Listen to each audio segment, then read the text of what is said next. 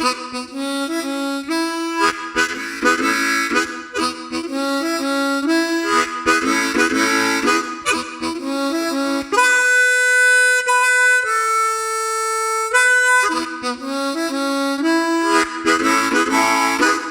back to the Turn on the Music podcast. My name is Kyle. This is episode 23. We're going to be talking about measure 8 of the book, The Spirit of Music. And to do that, we have CJ here. How are you this evening, sir? I'm good, but I'm confused. Is it 23 or 22? 23. Is it really? It sure is. Because I totally saved it as 22, and it didn't ask me to override. That's not my problem. No, it didn't override it. Oh, yeah, no, totally my fault. It's 23. I know. Whatever. I'm older than you, so I can have those memory problems. Okay. Yeah. I have no comment to that. No comment at all. All right. Now that we figured that out. What did we figure out? I don't know. I figured out nothing. Nothing's ever been figured out. Nope. How are you feeling? I'm feeling good. I've been feeling good for a while. I've got a lingering cough, which is driving me nuts. But other than that, I'm fine. Good. I probably sound a lot worse than I feel. My brain is still not caught up with me yet. So Still foggy? Still a little bit foggy. Yeah. But it's getting better. I can feel it getting better at least. Well, that's good. Yeah. How are you, sir? I'm doing well. The fact that I can't remember things, I don't know then. Yeah. I'm doing all right. You know, I That's good. Can't complain. Working. We're getting into the beginning of the school year, so things are going to be a little like there's downtime in one area, but then it picks up in another area. Mm-hmm. So it's going to be interesting over the next few weeks, but not like nothing crazy. Just okay. The school year starting. So just prepare for that. I'm looking forward to the long weekend. Yeah. Yeah. Gotcha. That being said, we're recording this before the long weekend, so that when it comes out, we had it. Yeah. Yeah. It was a good long weekend. It was a good long weekend. So what are you listening to? Anything good? No, not really. I actually been on this audiobook kick. Mm-hmm. So the book Armada that I was listening to from the same author that wrote Ready Player One and Ready Player Two. Mm-hmm. I finished that and I really liked it. And I was looking for another audiobook, and I'm going to bring it up on my phone while we're talking. But I didn't want to spend an arm and a leg. I need to get my library account set up so I can just borrow it. But I found one by chance on Apple Books, which were not sponsored. It's called Expeditionary Force. Okay. Book 1, Columbus Day, written by Craig. I don't know if it's Allen or Allens because the name's cut off. The guy who reads it is very good. I have to say, he does a very good job with the different voices. I like the way it's written. It comes across almost like a journal. Okay. And the main person, the narrator, the reader, the person the first person, like breaks the fourth wall in the book. The way he's talking to you. Right. And it's really well done. And it's about an alien invasion, and the aliens are called hamsters. Like there's an actual name in the book for them, but they apparently look like hamsters. Interesting. So that's all I'm going to give because I don't want to give the book away. But so far I like it. It's actually cool. And it was 99 cents. I was so happy. I was like, boom. Nice. I listened to Corey Wong's live album, not the new one, but the live one on Sunday when I was cleaning out the garage. Okay, which one? He's got a lot of live albums. I know I was trying the one in Amsterdam. That I kind of stuck with that. Metropole. It was a great album to kind of. It's a good album. I listened to a little bit of that this morning. Yeah, so that in that sense of music is what I've been doing. Gotcha. How about yourself? So speaking of Corey Wong, he did come out with a new album on the 18th, I think it was. Yeah, I think that's right. So I've been listening to that a little bit. Some good stuff on there. He's got a lot of, like usual, he's got a lot of really cool people on there. Alan Stone, OAR, Doty, Lewis Cole, Ariel Posen, Big Gigantic, some good stuff. And he did a couple of like reissues of some of his tunes.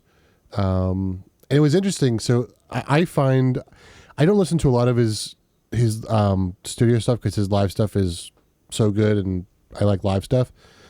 But I found myself really focusing, or at least noticing, like how good his guitar tone is. I think it's almost like he features that more in his studio stuff than he does in his live stuff. Okay. So is this one a studio album that you've been listening to? Yes, this is a studio album. It's full in studio, yeah. Yep. So, and it's interesting because despite trying to be like the instrumentalist musician of our age, like the first 3 or 4 tracks are all like vocals. So I thought I'd play just a little bit of some of them. So this is Hiding on the Moon. This has got OAR on it. Waking up with the rain on my window, feeling like I'm on my own. Put the weight of the world on my pillow, these memories I can't let go. Kinda like a daydream, even when I can't sleep. There's a voice in the wind getting closer, telling me that I can go. So I'm going to a place for a change of view. I need a little space beyond the blue. I'm taking a flight, breaking the atmosphere. Climb into the night, finally free.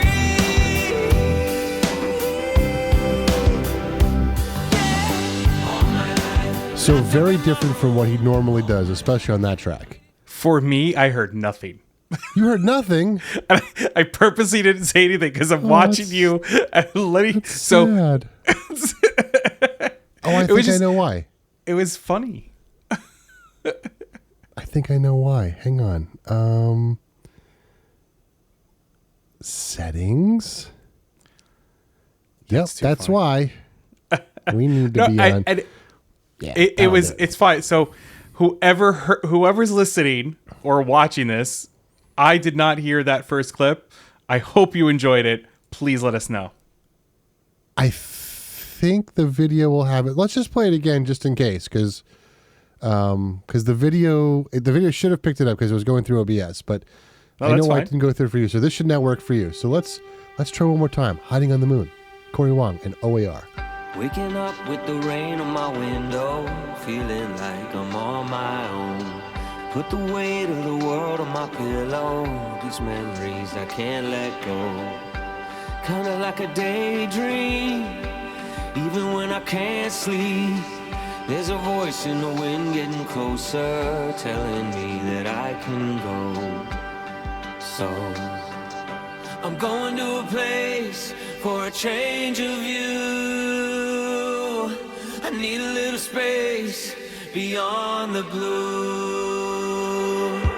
I'm taking a flight, breaking the atmosphere. Climb into the night, finally free.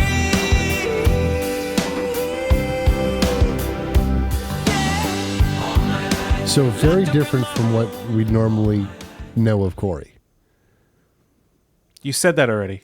I know I did, This but this time you actually This heard one I can what I was acknowledge. commenting on. So, So- it is. It actually has a very like almost like it's there. It's I lack for a better word. It's more popish Yeah, and almost like 80s. yeah. How old is he again? He's our age, right? He's like He's younger than us. I think he's Is in he younger his than us? 30s. So- I think. Oh, okay, but still, it has a very like 80s, Yeah. that 80s feel. Yep. Which some of his other stuff that he's done has that too.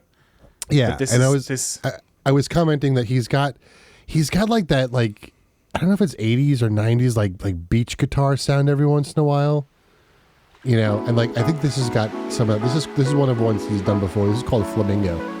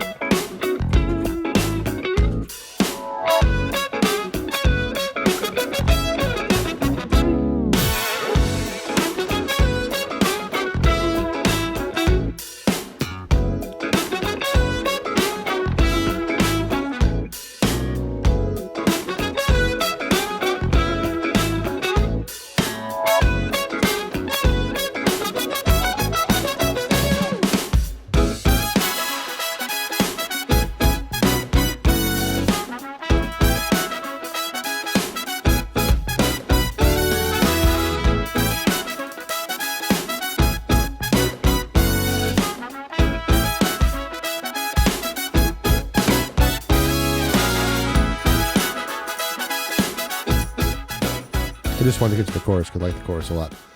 But yeah, it's just that's more of his, you know, signature kind of style and feel. Yeah. Well, I think he puts his signature style in any one of the pieces. Oh, absolutely does. But like it's always, there's always that under. Yeah. So I totally just saved it to my Apple Music library so I can access it quickly. Nice. And listen to it over the next couple of days. Very cool. Shall we get to our book for the week? Is that what we're doing? Oh, wow. No, I mean, we can keep doing music. I don't care. We'll do whatever you want. Yes, let's get to the book. All right. The book, and I'm going to hold it up for the camera. The book that we are speaking of is Where am I going? Here I am. The Spirit of Music. For those listening, it's called The Spirit of Music. I'm sure you all remember because you have graciously been listening to our podcast the past few weeks, and we really thank you. Yes. So we appreciate you joining us on this journey and not dissection of the book, but more of a discussion of the book. Yeah. Different D word. Huh? A different D word. Yes, a different D word. This is measure 8, so chapter 8 of the book. It is entitled Her Story. And the previous chapter, we were introduced to Seiko. Yes. Who is a traveler from Japan. Mm-hmm. And is a watch drummer. Huh? Oh, I said a watch. A watch. A watch.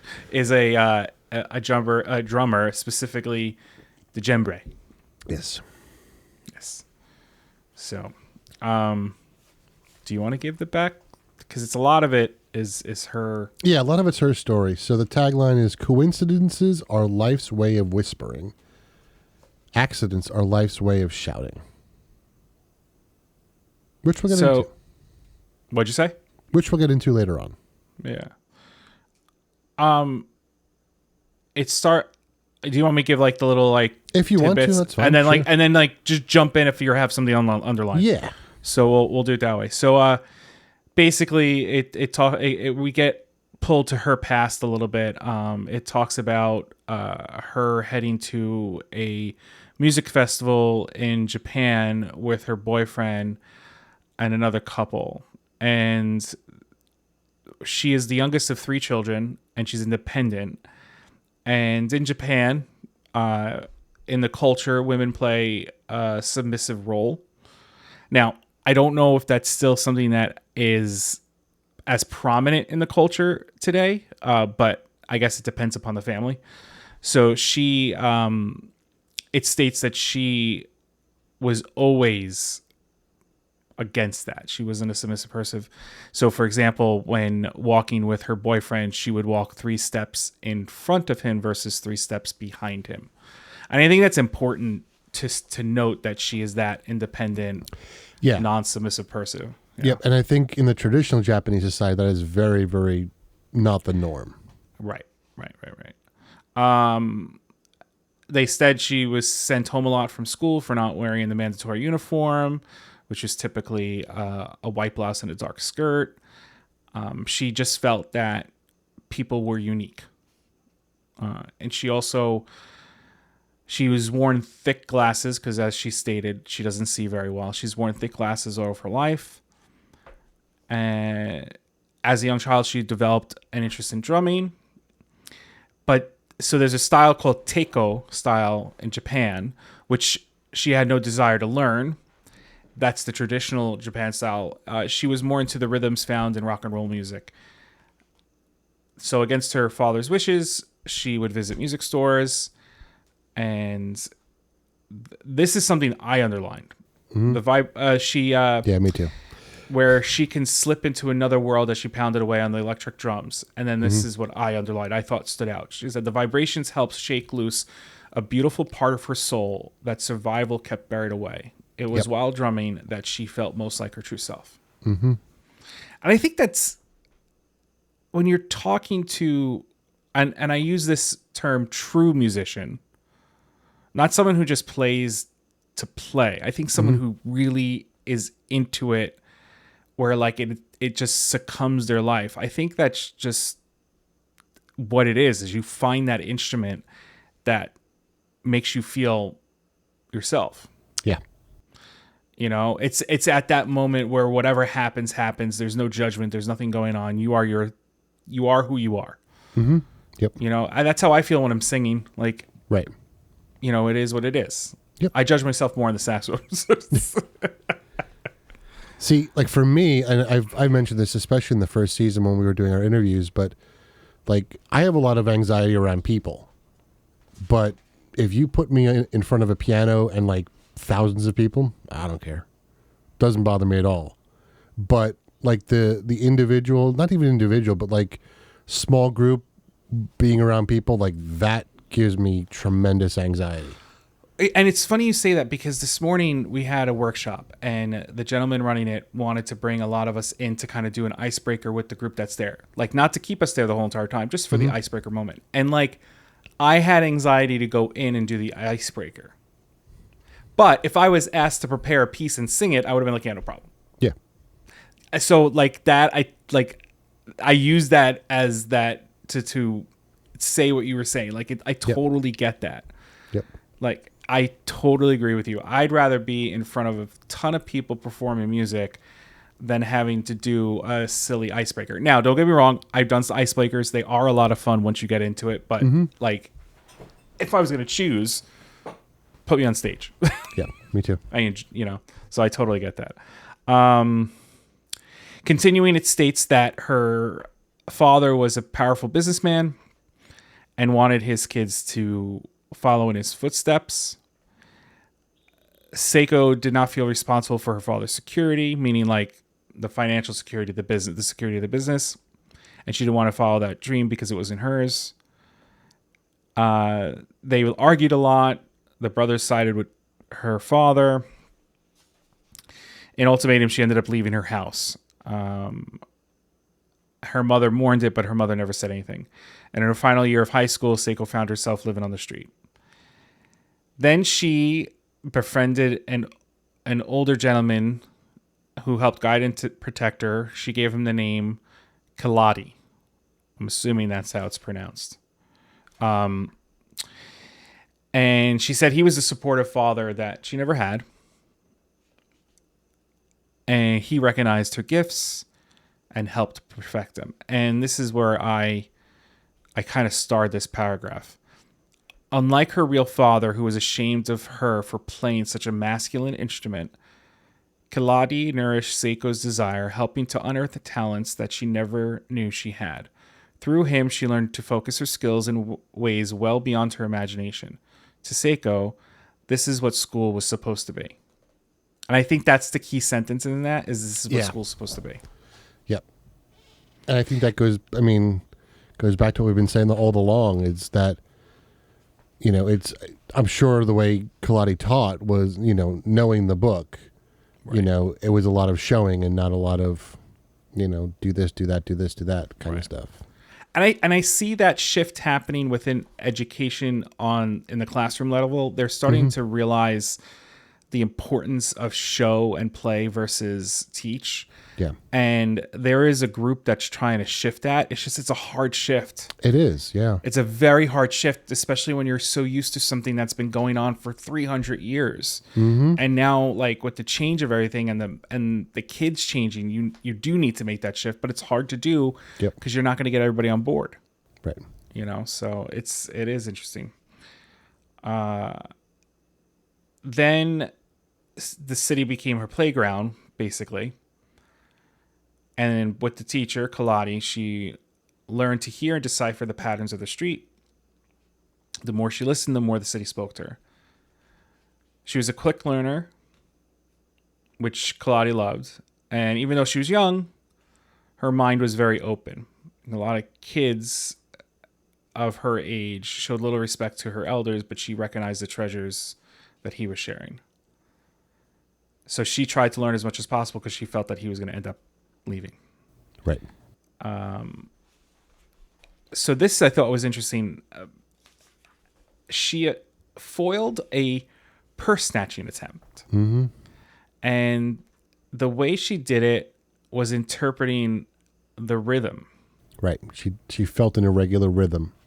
Right. She said, turning in the direction of the sound, she noticed a man moving down the street in an irregular pattern for that time of day.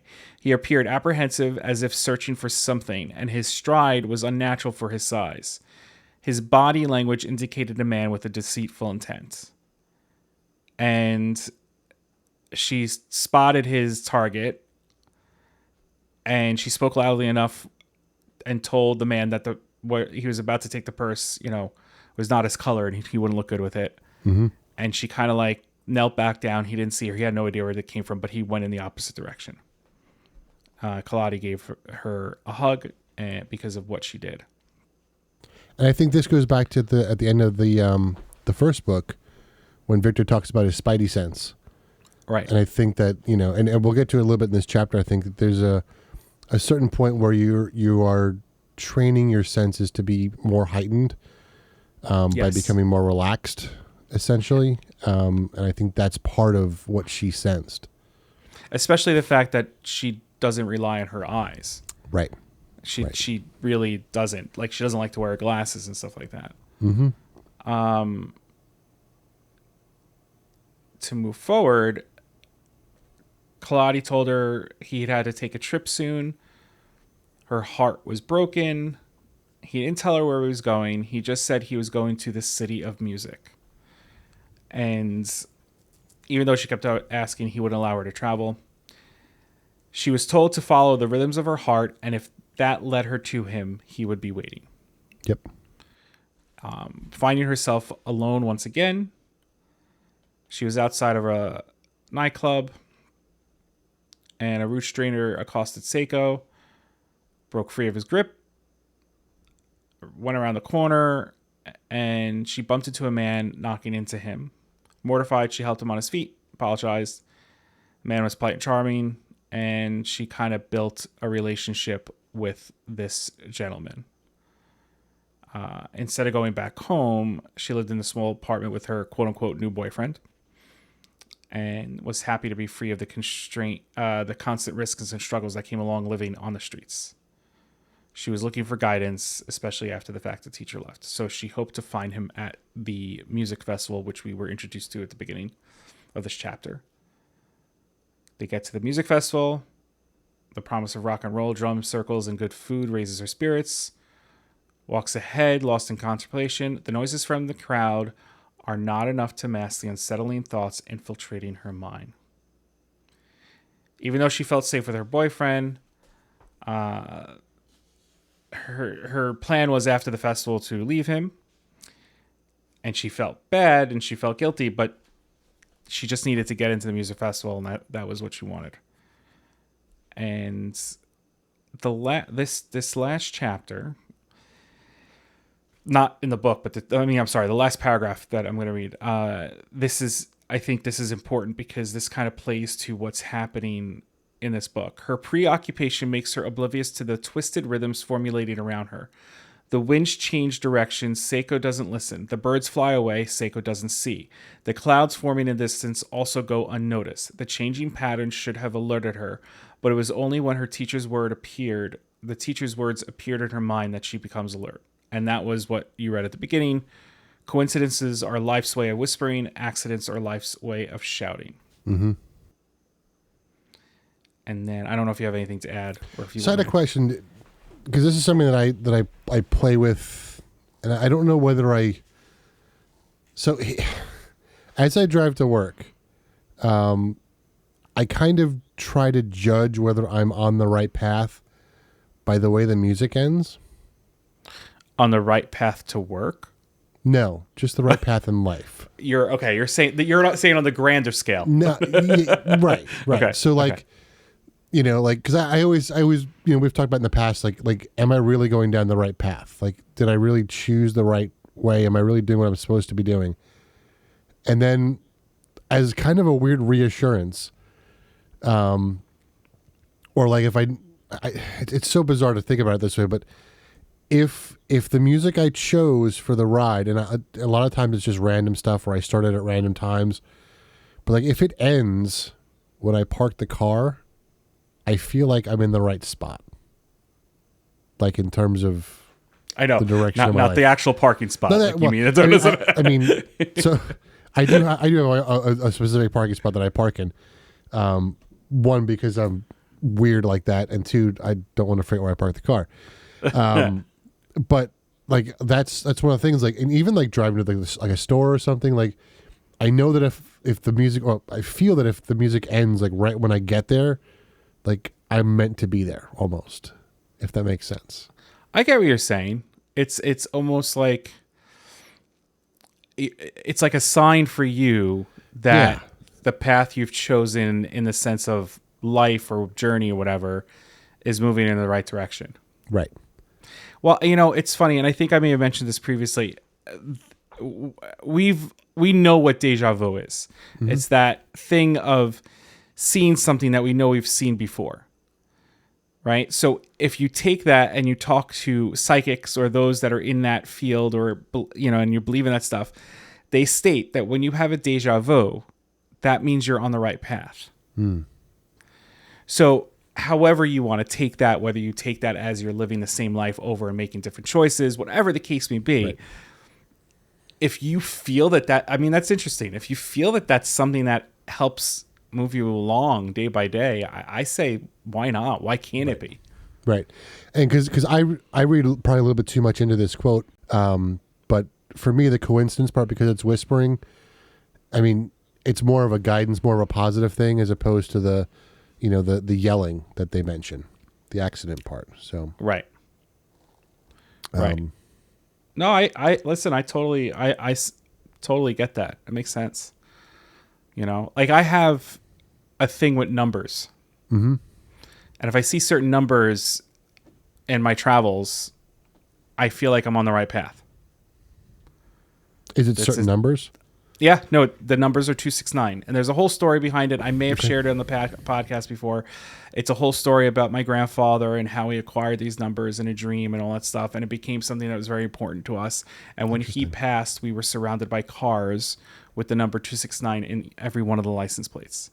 So now when I'm driving, if I see the number 269, and it's that's me, it happens at random times, but there have been times where I'm thinking and talking out loud about stuff, and like the car goes by and 269 is there, and I'm like, so it's just one of those things where I think we all as individuals have something right that we use as guidance.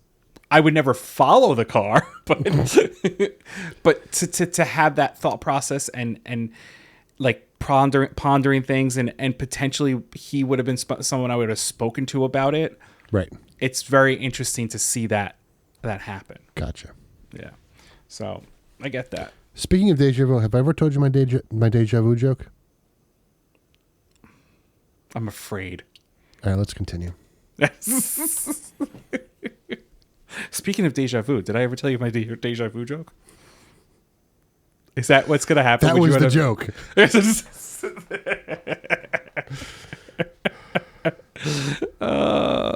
That's too funny. It's one of those one-liners. It was. Like what do you get when you cross a rhetorical question and a joke? Wow. Are these things that you've gotten out of books? Oh no, I go down deep rabbit holes on the YouTubes.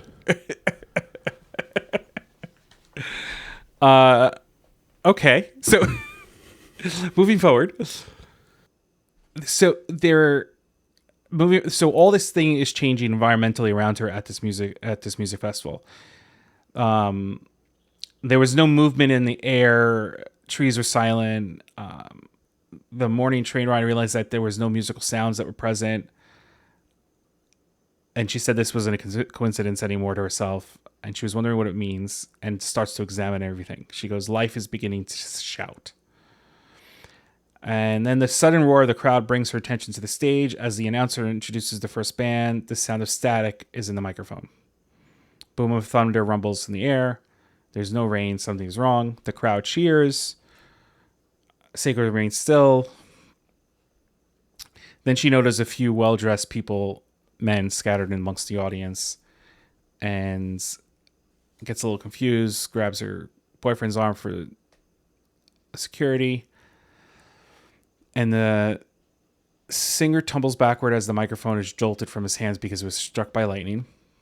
A rack of speakers falls, bouncing into the audience. She said the warning signs were clear. She covers her face, drops her knees. She thought it was just a story that her teacher told her, that there'd be no music that day. And she thought, I must do something. And the next morning, she was on the flight to Chicago. So, brings us back to being in the car with Victor, Ali, and Seiko, where they were stating that they were listening to her story and how it coincidentally was very similar to theirs, where they all had similar experiences to that whole thing. And I think, like, for me, when I first read it, you know, I don't know when they actually talk about it. It might be in this chapter at one point or later on, but they talk about how their stories are similar, where they all had some like bad thing, some shame, and like it never really hit me until I read this and I realized that I think what hit her the most was the fact that she was using her boyfriend to get into the concert. Right. Right. You know, you had Ollie who was stealing the money, and I think her thing was using her boyfriend for, you know, not what she should have been using him for. Right. And that's exactly what this was going into. So where she was using a boyfriend out of guilt, Victor felt guilty about the situation with his parents. Yep. And Ollie felt guilty of taking the money from the church that he started to get away. Mm-hmm. That's essentially what they were all was. And they said they all recognized there was a problem in music, and that's why they all set out to find answers to solve this problem. Yep. Why she's sick, why is she dying. They said she was welcomed. She was a welcome to the group. And then they started talking about spouting some knowledge. What? She starts spouting some knowledge. Yes. They talk about the fact that like the diminished eyesight, you know, had augmented her other levels of senses, which you mentioned earlier. So she said, according to her, if we use the 5 basic senses to their highest potential, we could do things previously believed impossible. And this is where they start their conversation. It goes to the fact that like we only use 10% of our brain. That's what they say, is what they say. And I think it's less, but you think it's less. Mm-hmm. Okay, interesting. Especially these days, I think we're using less these days than we used to. But I think, but I also feel that and okay, this may be conspiracy theory-ish, but is that also, how is that proven? Through neurological scans? Yeah, I think so. I mean, but is it also a way to kind of control how much we're allowed to use our brain? I guess it could be, you know. So let's be like take it the other way for a second. What if that's what it is? What if it was like, instead of us teaching us that 2 + 2 = 4, they taught us 2 + 2 = 5, and that's what they taught us growing up. We would never know that anything because we wouldn't know the other way. Right. So if you tell somebody that you're only using 10% of your brain, that's going to stop that person from using. Well, I mean, it more could of the brain. stop people, but it could also motivate people. Right, which I think happened where I think that's where you get into these people that meditate, Right. Buddhist monks, like this pursuit of a life where they just want to be, free of everything around them. Yeah. So it's interesting. I don't think there's a conspiracy behind it, but I'm just saying, like, it's that whole, like, how deep is it? Is it Right. Yeah. And I think the other thing is like when, first off, when was that study done, or when did that and how much has technology changed since then? Is it really accurate still with the advancements that we've had in technology? Like, could we do a different test that could prove something different? Could that first original test be accurate at all? Who knows? Was it even a test? I mean, how do they know that? Right. And with the change in technology, how are we using our brains differently? Right. That's a huge thing to take into consideration. Yep. Okay. So she explained that based on what I've seen the last couple of weeks, we're not using it at all. Yeah. That's a whole other conversation. Yeah, it sure is. Seiko explained that we are underutilizing our 5 senses: hear, taste, feel, smell, and see, and sight. And that and I think this goes to what I was saying, that she states that this is what we're taught and how to use it. Right. And then she refers to simple stuff: how to place our hands behind our ears to make them larger. Right. Which I've done when I want to narrow my hearing down to something. I put my hand behind it, and I'm like, okay, I can hear that better. Yep. And it's true, because if you watch animals, as they say in the book, they'll move their ears based. I'm visually doing this for those that are watching, but those that are listening, like, if you watch an animal, they'll move their ear so they can hear it. Dogs move their ears. Every type of animal does. And that's what she's talking about at that. They talk about the dog's nasal passage is a lot longer than ours. And instead of taking long inhales, they take short inhales, and that they can smell better. And Victor, who stated before that he doesn't smell well, said he was going to try it because maybe that'll help him. Yep. And what's interesting, because I've got dogs here, I've got 2 different kinds. I've got greyhounds and I've got a collie shepherd mix, and it's interesting to see the differences between the two of them. Like my greyhounds obviously were bred for running, and like if you look at like the nostril size, for example, first off, it's a longer nose. The nostrils are so much bigger, and like the blood vessels inside the greyhound much larger because there's more blood. So you can see these differences in these in the dogs that I have, which is interesting. Like Lewis has got, you can't see a thing, but like the greyhounds, in fact, they actually use greyhounds for teaching vets how to do like blood samples and stuff, because the veins are so much bigger. It's easier to find the vein, and Interesting. that and they're very calm, and they're very understanding of being handled. So, but just looking at the anatomy of a greyhound, just seeing how much bigger everything is compared to a dog that doesn't typically run, or run as much as a greyhound does, is interesting. They don't want to run. They want to sleep. That's true. They run for about 45 seconds, and that's about it. But, still the anatomy is there. No, yeah, absolutely. He talks about how dogs are being used to detect seizures.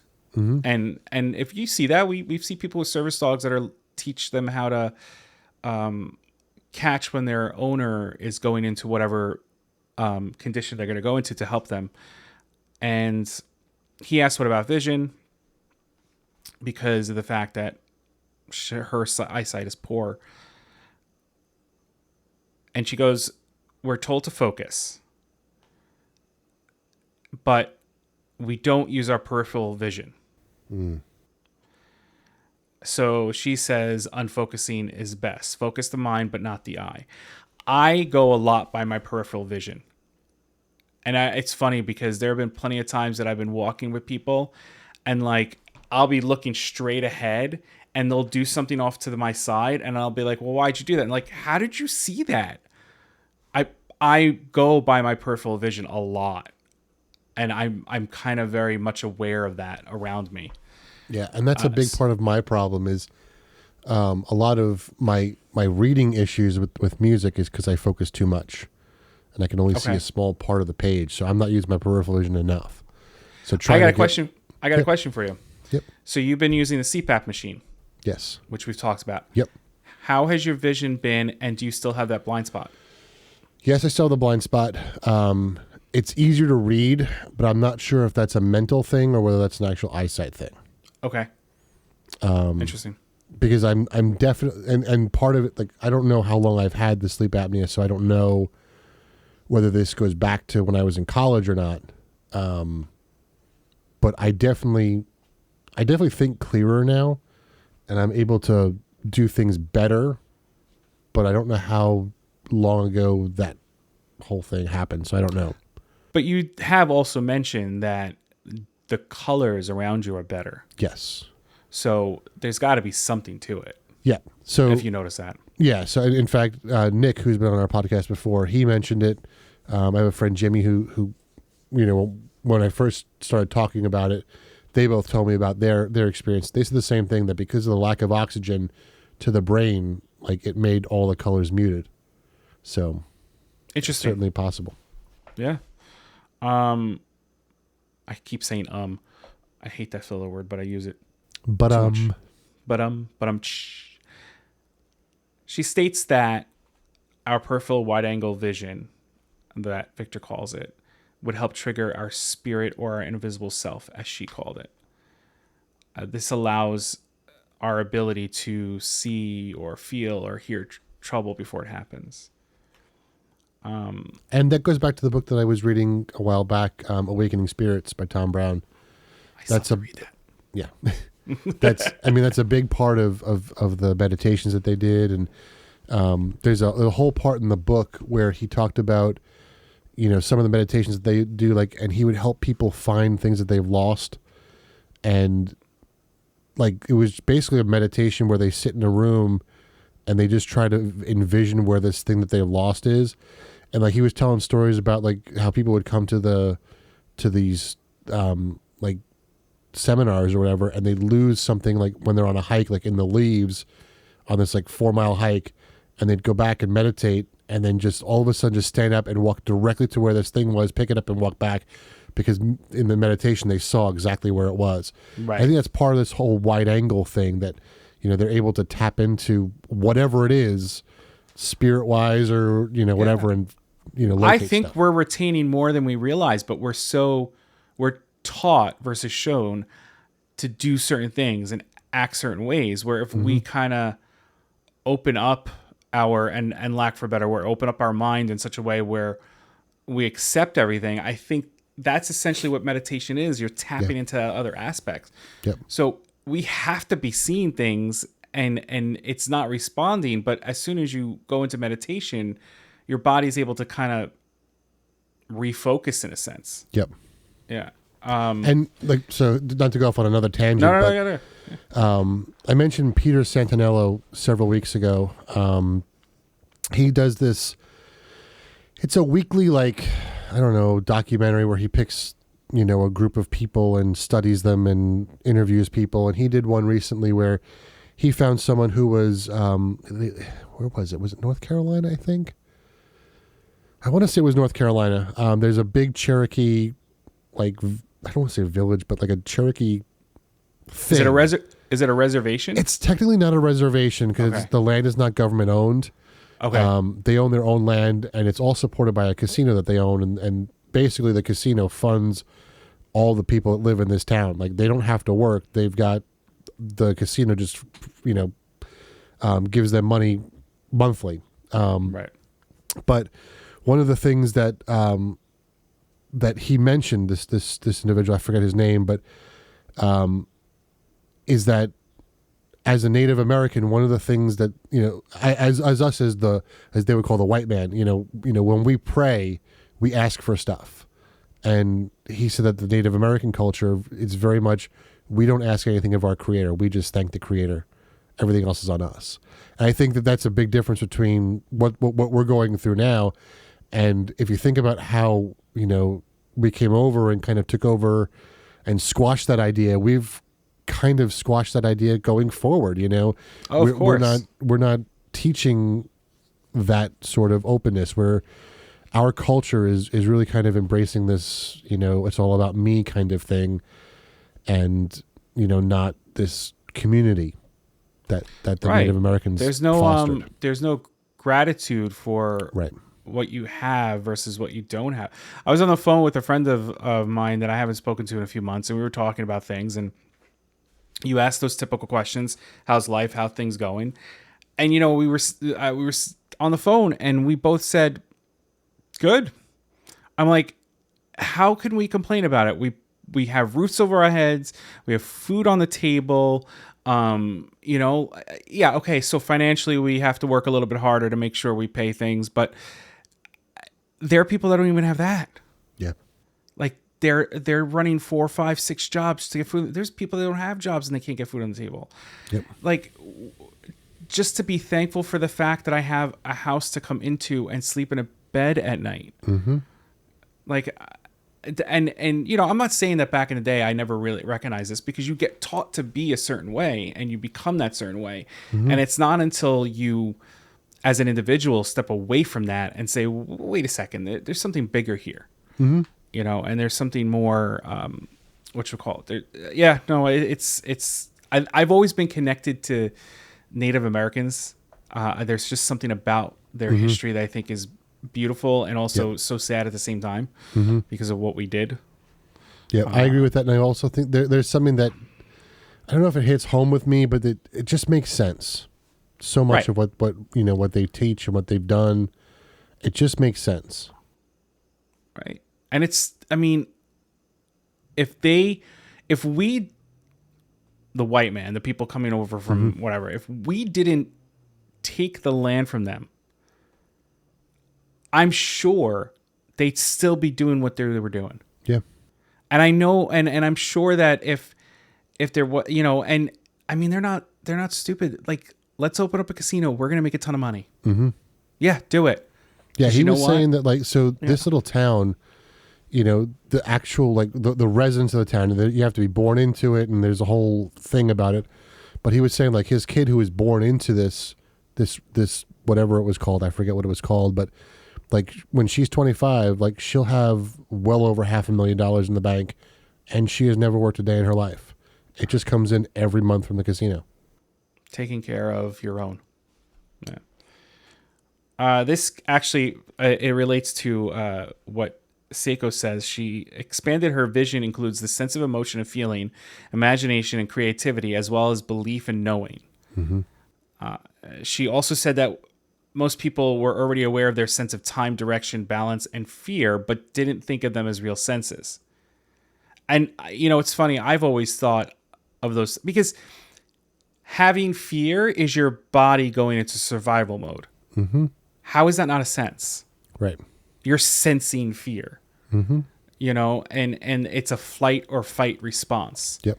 And if your body didn't have that sense, there'd be a lot of other problems going on. Mm-hmm. And I think one of the reasons we don't count it as a sense is partly science, I think, because there's no quantitative measurement of fear. Which then we're taught that it's not okay to, like, you shouldn't be fearful of this. Right. Yet you're taught in religion to be fearful of the God Mm-hmm. that's supposed to be there protecting you. Right. And it's understanding that it's okay to have fear, Mm-hmm. because that's how you're gonna be able to get through what you need to get through. Mm-hmm. Going on stage, I'd rather be on stage. That doesn't mean I don't get nervous before I get on stage. Right. That doesn't mean I don't go through those things. I was just looking at a post on what is now called X, where Patton Oswalt had a picture taken of him just before he goes on stage. He goes, I'm in that moment of nervousness and excitement. He goes, and it's such a sweet spot for what, and he goes, I live for that moment where both these things that are complete opposites are getting me ready to go on stage. And that 100% agree with that. Like, that's how I feel. Mm-hmm. Like, I like that nervousness because there's an excitement about going out there. Yep. It's interesting.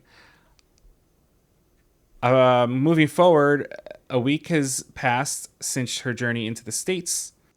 She didn't tell herself she was looking for Kaladi. She knew her search was much more than that. And she played her drum along the way in order to make money and to eat. And she was happy that they met. Ali also recently arrived in the United States through a series of unforeseen circumstances. He went on a plane, which landed in Virginia, not knowing where he was, exhausted his money, and that's when he ended up in the library, and that's when Victor met him. And this is where Victor states that he ran home to Mom because there was a moment, Mom and Dad, where there was a moment where he just felt, I don't know, like you were talking about a path, like he was just kind of lost. Yep. And all that good stuff. And then they enter Davidson County, where Nashville Airport is, where they return. I had no idea he had a rental car. I totally forgot about that. And he goes, they returned the car, took a taxi to Victor's house. And this is, I'm going to read, basically the trunk opened. They put the stuff in the trunk. Seiko entered the rear seat and Victor followed, closed the door behind us. Ali entered the rear from the other side. And as Victor's door slammed, it locked automatically. Seiko grabbed Victor's arms, and they knew that something, the last line is, something was about to go terribly wrong. Dun, dun, dun. And that's where we'll leave it until next week. And that's where we'll leave it, on a cliffhanger. And so this is what I've been talking about. So my Kindle has been on the whole time. It just went to sleep, like as we said that. That's a coincidence thing. It's like, yeah, no, absolutely, I totally get that. I want to add one thing to what we were talking about with breathing and meditation. Music is meditation to me, because of the fact that a lot of what, especially for, I mean, you know, I'm going to say this for all musicians, whether you're a guitarist, whether you're a string, a drum, breathing is an essential part of being a musician. Whether it is something you need to play the instrument or to sing, or it's just something that you do to help with you performing the music. Mm-hmm. And when we were talking about meditation and breathing, I thought about it. I'm like, that is, they talk about music being religion. Like, that's part of that religion. That's part of that quote unquote prayer or meditation. Right. Is that breathing aspect. Yep. And it's very interesting. And that's, I think, the other reason why I enjoy music so much, especially the performing end of it, is because at that moment you're focused. And which is what meditation does. It takes you away from everything around you to put your focus on one thing. So when you're performing, you're focused on that music. There's nothing else around you going on. Mm-hmm. You're listening to the other musicians if you're performing with them. Yep. And that's all that it's about. And at that moment, that's the only thing that's going on. And you feel centered, you feel grounded, and you feel spiritual, or whatever you want to say. And if you study like the Buddhist monks and stuff, you know, their teachings basically say that anything can be a meditation. Right. You know, and they bring up like the fact that when you're sweeping the floor, like your job is to feel the broom, to feel to smell the dust that you're picking up as you're sweeping. You know, to be present in that moment. That is the meditation. You know, driving to work can be a meditation if you're focused in the moment at that time. Oh, I do that all the time. I start the car, connect my audiobook, and boom, I'm driving and listening, and that's it. Mm-hmm. And I just cruise. I pay attention to the people around me, make sure they don't hit me because they're ignorant drivers. But, but I totally agree with that. I can't put that into words. I'm trying to start doing that with everything that I do. Yeah. The individual things. It's like, be in that moment versus, all right, I'm doing this, but I got to do this. I got to do this. I got to go over here and do it. Like, no, I'm doing this at this moment. Yep. Yeah. And there's a great book. Go ahead. I'm sorry. No. Go ahead. I was going to say there's a great book, and the author is controversial a little bit. But the book itself is a good book. It's called Think Like a Monk. The author is Jay Shetty. There's out on the internet like with everyone, you'll find that people call him a swindler and a shyster and a, grifter or whatever. I think the book has got a lot of really good points. And I think that even though he might have done that in the past, I think that this book truly does try to help people live the way of the monk and talk about how monks live, because he did study as a monk for a good portion of his life. Some people have a problem with the fact that he's making money off of it, and so it is. The Dalai Lama has books and he makes money. Right. So I mean, take it with a grain of salt. I think the information is really good. So if you're interested in that sort of stuff, check it out. I'm going to say this: you buy Bibles to read the Bible, to go to a church that you give money to pray to God. Mm-hmm. And back in the day, your sins were not forgiven unless you paid enough money. Right. And I'm not putting the religion down, but all I'm saying is that the gentleman learned a way of life and decided to share it with everybody. Yep. And okay, he's making money, but there's nothing wrong with that because he's trying to help. Yep. And that's how I see that. In the book, it does say that the monk that he learned from said that you would do a better job sharing our story by teaching it than by living here as a monk. That is your calling. There you go. So it's your calling. It's like we're called to do this and get on and try to figure out technology and make a podcast. That all being said,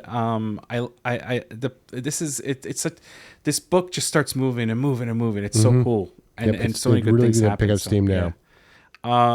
So that all being said, join us on Friday and Sunday nights on Twitch. Friday nights it's at 8. Sunday nights it's at 7:30, and then Kyle does put this podcast in visual format up on YouTube, usually a few weeks out from when it comes out in audio format. So you can listen to it again and enjoy it. If not, share it amongst your friends. And he also puts up some of the bloopers, which if you're watching the podcast on YouTube, you're going to see those bloopers because why edit them out? It's not worth it. And you'll hear all the other stuff in the closing, which I think we may have to update the closing. Yeah, probably. I was just realizing, so I have to take a look at that, and we may have to update that. And that's all she wrote. Yep. So we'll see you guys all next week for thank you for listening. Measure 9. Measure 9. Episode 24. Yes. I got the numbers in my head. Look now. at you. Yeah. Thank you, everybody. Yep. Thank you all so much. Thank you for listening to the Turn on the Music podcast. We hope that you join us next week. Click on the link tree in our show notes to follow us on Twitter and Instagram. You can also subscribe to our Twitch and YouTube channel. If you would like to continue the conversation, join us on our Discord. If you like what you heard, please share it with a friend. And if you really want to help us promote the show, head over to Apple Podcast or the podcast service of your choice and give us a 5-star rating. Remember, always share the music.